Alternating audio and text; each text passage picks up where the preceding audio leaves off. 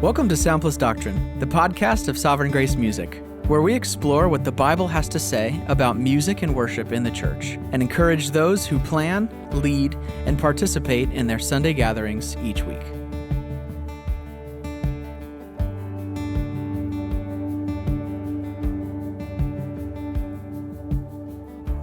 Hey, this is David Zimmer. This is Bob Coughlin.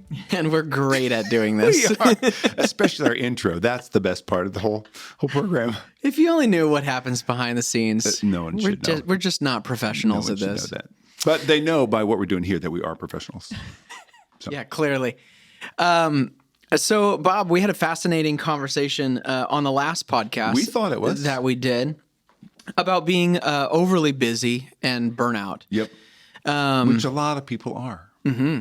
Yeah, absolutely. But I think I was a little bit just unsatisfied at the end of the podcast. I don't feel like we got to talk about it as extensively as I wish. Well, of course, we're trying to keep these under 30 minutes. Yeah. It's not like we just keep talking about Hey, how about this? But you're right. No, I felt similar. It's like, there's more we could say. Yeah. So I was thinking about it, and we talked briefly about it. But I wanted to focus this podcast on how we think about our time and our tasks. Yeah. And just to start, this passage came to mind in Luke 10:38, and I'm going to read the passage. Okay. Now, as they went on their way, Jesus entered a village, and a woman named Martha came to welcome him into her house.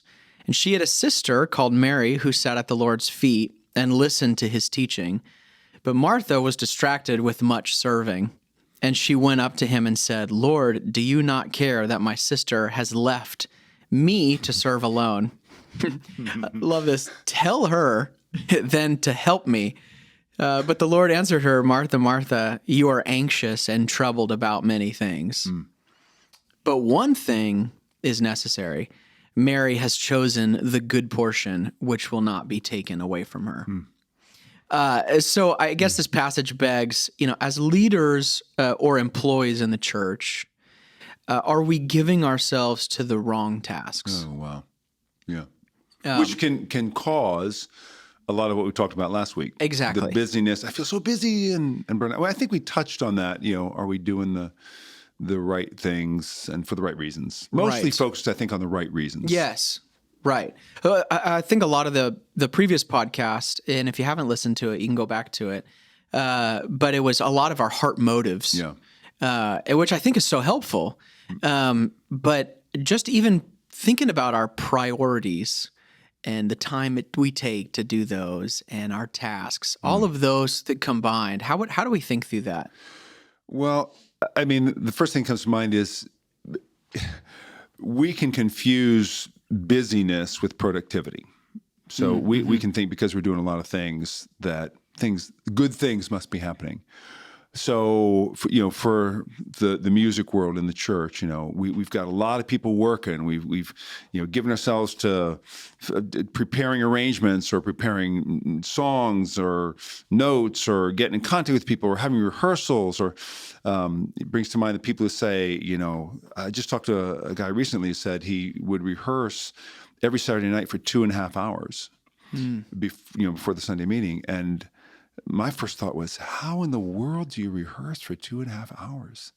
Wow. For a Sunday meeting? I mean, we rehearse 45 minutes, maybe an hour on a Sunday morning, but usually 45 minutes. Yeah. And are you doing the right thing? Are you giving yourself to the right thing? So that will certainly make someone feel busy because it's 2.5 hours every Saturday night. And that's a lot of time. Yeah. So I think rather than asking, how much am I doing and, am I doing too much, too little, we really need to step back and ask, why are we doing the things we're doing? Which again gets to the heart, but it's not, it's not necessarily because you're doing something for, the praise of man or it just may be that you're not sure why you're really doing what you're doing, what your goal is. So I think we were talking about this just recently, just the whole idea of rehearsals. Yeah. So you can feel like you just need to do a lot of rehearsal. And people do. But what is the goal of that rehearsing? Like what are you aiming to do? So is the goal to have a, finely polished, perfectly flowing, no mistakes, no glitches, no errors, everything syncing together, perfectly played arrangements like we rehearsed them? Is that the goal? Yeah. I mean, I hope not. You're trying to do things that are distracting and sloppy and like nobody cares. That's not the goal either. There is a specific goal, and the goal is to sing songs and hymns, psalms and hymns and spiritual songs that enable the word of Christ to dwell in people richly. So that's the gospel, dwelling in people richly as they sing. Right. They're teaching and admonishing one another. So our music really serves that end. So our rehearsals should serve that end. Right. So how much time do you need to give to rehearsing songs so that happens? I'd suggest probably not as much as you think. Right. No one's going to be. Now, I appreciate a nice arrangement of an old song, fresh arrangement. Yeah. But sometimes those arrangements are like too much. It's like I'm more aware of the arrangement than I am freshly aware of the lyrics. Right. Remember a few Sundays ago, you were leading and we were singing the hymn, How Firm a Foundation. And you had some nice little guitar melody in the turn. And it just gave a little lift to the song. I'm sure it didn't take, hours to figure out that turn. It was just you told the guitar player, hey, why don't you do this? And he did. And, it was just really nice. But that doesn't take hours of practice. Right. Yeah. And we've talked on this podcast over these couple seasons about, it gets down to philosophy. A lot of philosophy of what is your Sunday And theology. And theology, yeah. Of what is the purpose of your Sunday mornings. Yeah. And if the purpose is for that set to be perfectly executed with perfect transitions. Set being the music and the scripture and the prayers and all the things that go into that part of the meeting. Yes. Lest we think the set is like the song set, the song list, which right. I'm sorry, I just had to interrupt. That's this concert terminology that is pretty common, the set, which takes it away from the whole meeting. Absolutely. It's part of the liturgy. Right. It's not like this separate thing. So I just wanted to make that point. And I think that's a great point. Well, and to sort of, continue my thought, that set mentality is these songs are dialed. Yes. This is, and I think it goes into the philosophy questions and theology questions that we've been talking about throughout this podcast. Yes. And so I think that's so important for worship leaders or anybody who's preparing songs on Sunday to hear that and question, why do we do those 2-hour rehearsals? Or what is the ultimate goal? Yeah, because doing stuff is not the same as doing what the Lord wants you to do. Doing stuff is not the same as being productive. And we were talking about something else earlier that I think that ties into this feeling of business and burnout and just the time we invest and the tasks we give ourselves to. And just the way we put all that together. And it's this, that I know myself, I can maybe give myself to the right tasks, but do it in such a way that I wait till the very end to really give myself to them, like the last minute to give myself to them. So rather than just being faithful, maybe at the beginning of the week or the middle of the week or whatever, I can wait till the end, the very last minute. And I end up, squeezing it all in and, I can't come because I'm doing this. I make myself like the martyr. And I'm the hero because, despite all the things on my plate, all the things I have to do, all the people crying for my attention, all the tasks that I could give myself to, I'm doing this because I'm doing the Lord's will. And, we make ourselves look like this amazing saint that in the last minute comes through. And yes, we've come through. And just how much that appeals to our pride, And again, faithfulness isn't flashy. Yes. Like just Right. doing stuff behind closed doors when no one's looking and preparing and just when you should so that you're ready. I mean, that's a lesson that I'm still learning, I'm sure, but I hope I'm better at it than I used to be because I don't want to be that martyr. You know, the guy who's suffering because they're working so hard. And every time we feel that way, that's a real opportunity for a heart check. Right. You know, why do I feel, it's like Elijah after he had, defeated the prophets of Baal and he's saying, Lord, I'm the only one. I'm the only one. And the Lord says, no, I got 7,000. Yeah, you're not the only one. Stop whining. It's the Lord's working through us, but so many times partly maybe because we're lazy, partly because we're not self-controlled, which is another area that I think this ties into, and that is just the knowing our limitations. I think we need to both know our capabilities and our limitations. Yeah. So if you don't know your capabilities, that's good. You can not do what the Lord's called you to do. Not work hard, not want to serve people because you think, well, I can't do that, and I'm not really able. I meet vocalists like this all the time who, ask them to maybe sing something, a verse, or, well, I can't really do that. Well, I said, no, you can. I mean, I wouldn't have you up here serving the church unless I thought you could do it. Yeah. You're just afraid you're not going to do it very well, but you can. So you have to know your capabilities, but then we have to know our limitations.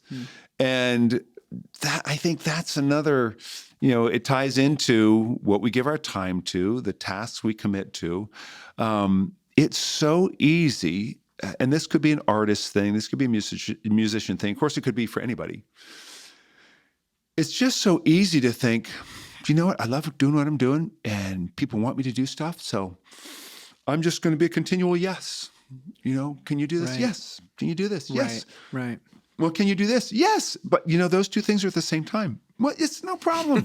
Yes, I can do them. I can swing it. Or that's right. Or the time that you're going to need to prepare for those things, they occupy the same space. And so my, Julie, my wife, is very familiar with the husband who, well, I'm late because I had to, do whatever. Why did you have to do whatever? Well, because I was doing all this other stuff earlier and I shouldn't have been doing that. But I felt like I couldn't say no. And, that whole thing of, can you say no? Because you were just humbly acknowledging your limitations. Yeah. It's hard. Yeah. Well, and go ahead. Yeah. Well, and in that no, it's showing like what you're prioritizing. And I think that's what you're saying. And when I look at that passage again, that, Martha, the Lord's response to Martha is, you're anxious and troubled about many things. And if it's always yes, that does lead to anxiety and a troubled spirit that I have so many plates spinning. Yeah. Whether it's self-focused and you're taking on too much and not prioritizing, or whether you're not doing anything and it's sort of a martyr complex and you're taking that on.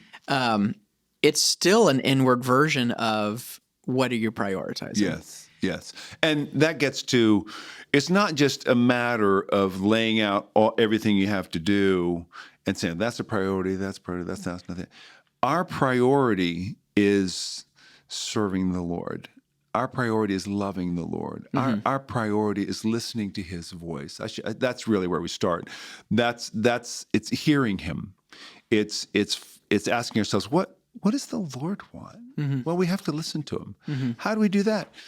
Well, we spend time in His Word.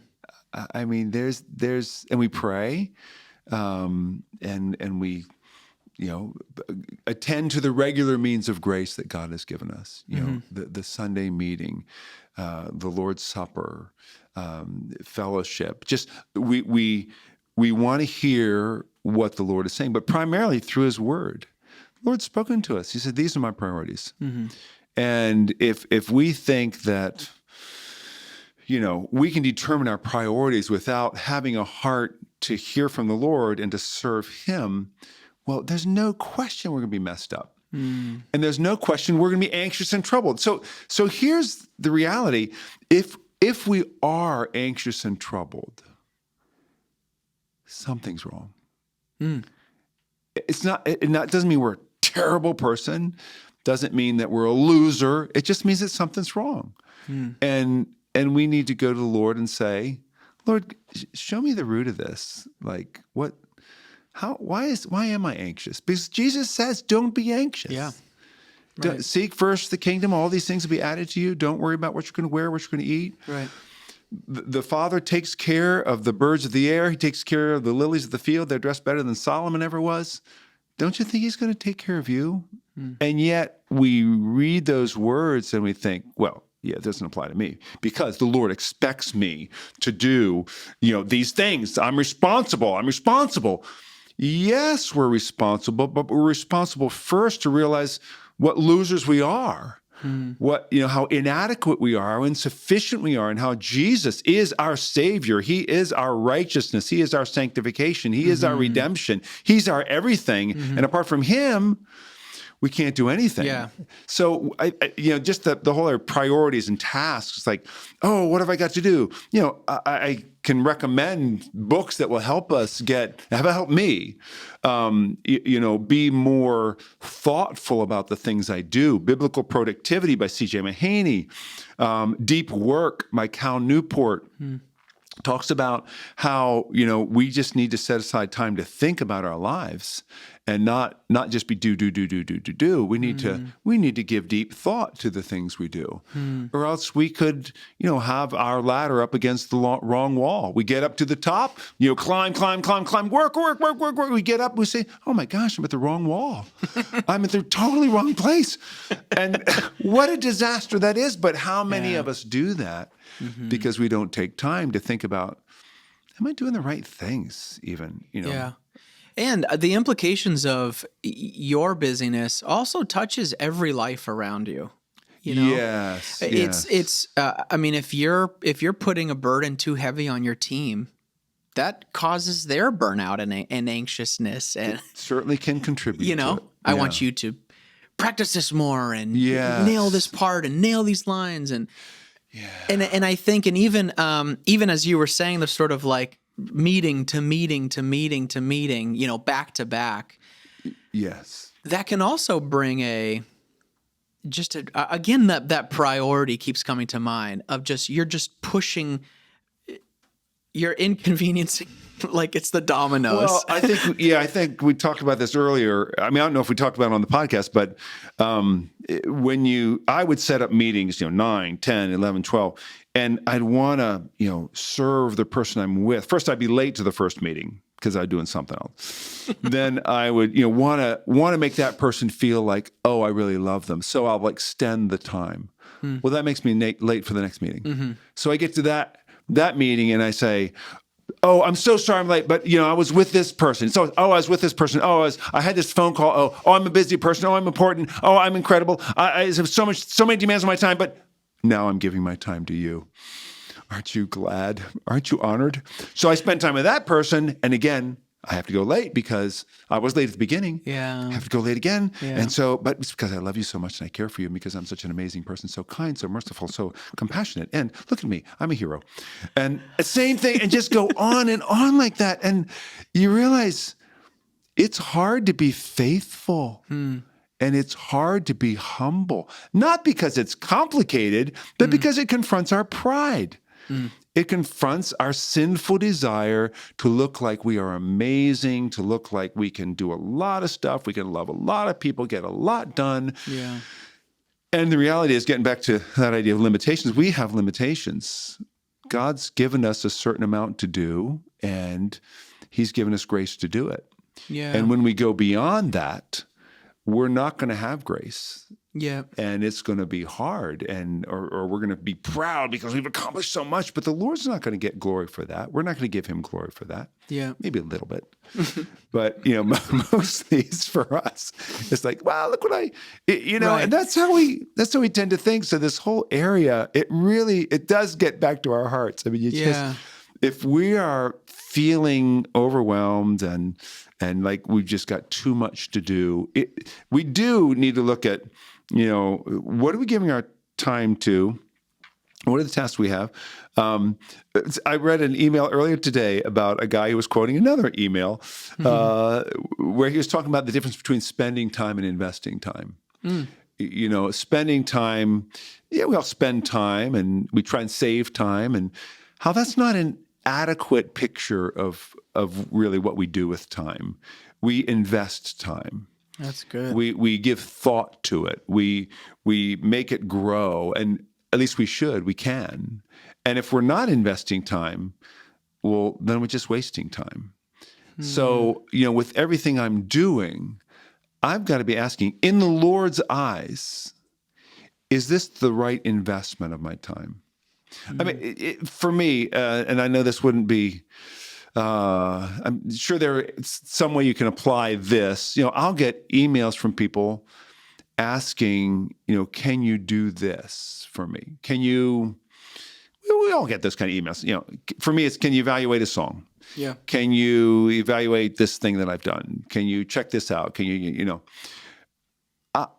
my heart desire is to say, of course.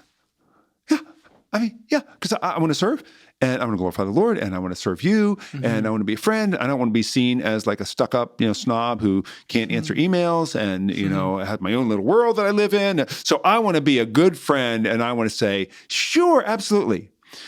But David, after you do that like 100 times, and you only come through on like 3 of them, you just begin to realize maybe I can't do all of them. But it fights my pride and my, what will they think of me? I don't know what they think of me, but I know what the Lord thinks of me. And I know that he loves me, but he wants me to serve his purposes. And I have things that I'm committed to. I have, a wife that God's called me to love. I have a church that God's called me to, I'm a pastor that God's called me to care for. I have friends that I'm committed to. I have other responsibilities that I'm committed to. And I mean, sometimes I'll just say to people, I'd love to do that, but if I do this, I'll have to push something else off my plate that I'm already committed to, that I feel God's called me to do. So I'd love to do it. And of course, if I can think of some other way that person can be served, I want to do that. But I think if we're just content with, the tasks that the Lord has given us and the time the Lord has given us to do them in, we'll be a lot happier and a lot more fruitful. Yeah. Over the long haul, we'll just be a lot more fruitful. Yeah. It's definitely, it takes a deeper faith and trust in the Lord. Yeah. That he is accomplishing what he is accomplishing through you and the time he's given to you. And that trust in the Lord, that,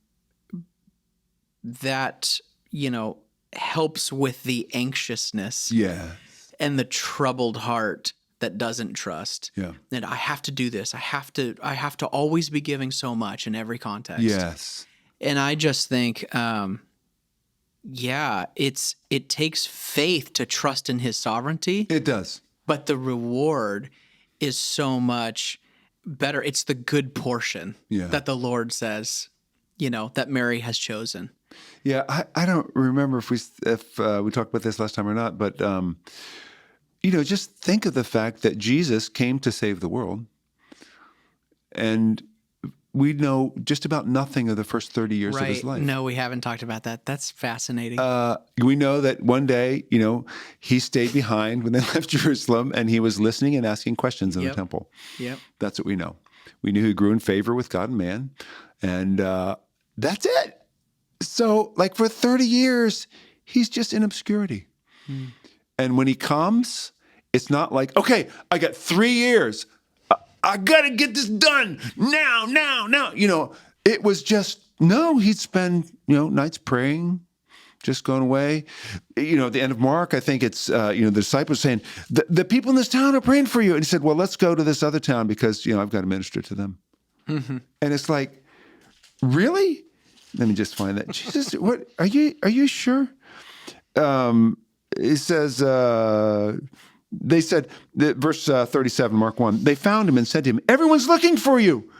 I just can imagine how they're saying that. Everyone's looking for you. And he said to them, well, okay, that's not in the Bible. Let's go on to the next towns that I may preach there also. For that is why I came out.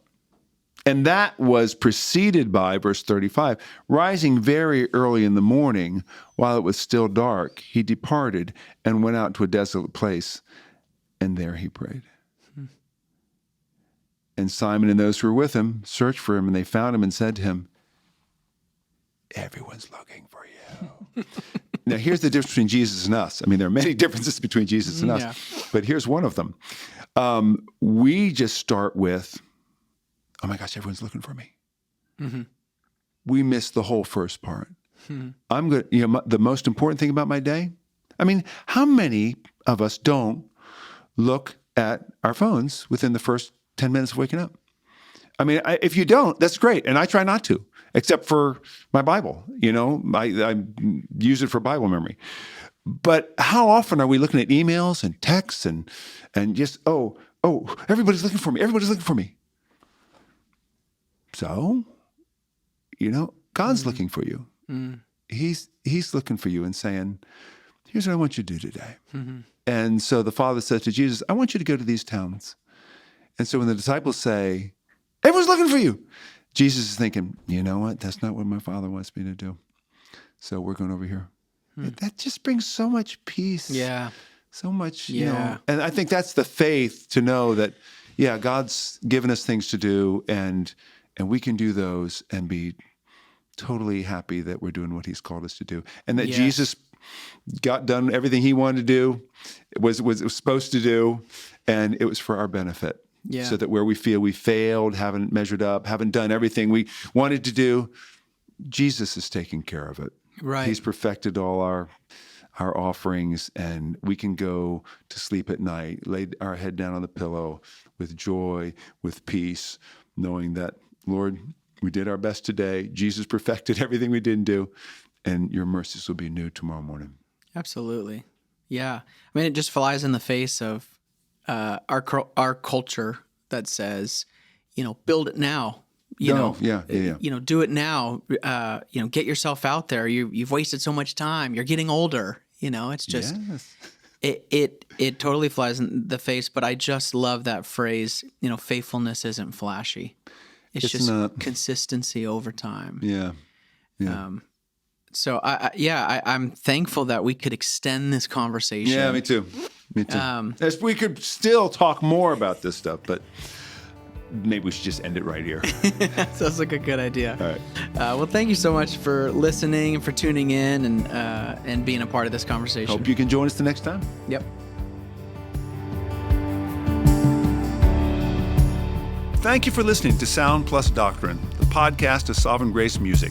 Sovereign Grace Music exists to produce Christ-exalting songs and training for local churches from local churches. For more information, free sheet music, translations, and training resources, you can visit us at sovereigngracemusic.org.